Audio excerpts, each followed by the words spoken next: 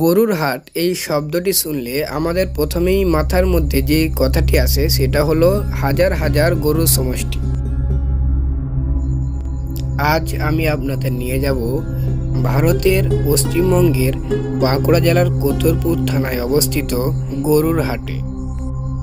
সুতরাং এই ছোট্ট ভিডিওটি স্কিপ না করে সম্পূর্ণ দেখতে থাকুন, আশা করছি খুবই ভালো লাগবে।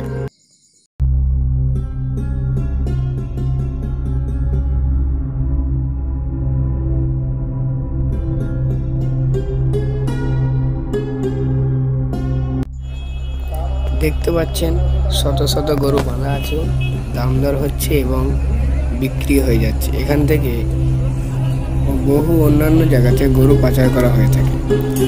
বিভিন্ন আমার ব্যক্তিগত সমস্যার কারণে খুব বেশি ভিডিও করতে পারিনি, এই ক্ষুদ্র ভিডিওই আপনাদের সামনে তুলে ধরলাম। ভিডিওটি ভালো লাগলে অবশ্যই লাইক করবেন এবং ছোট্ট চ্যানেলটিকে সাবস্ক্রাইব করে পাশেই থাকবেন। ধন্যবাদ।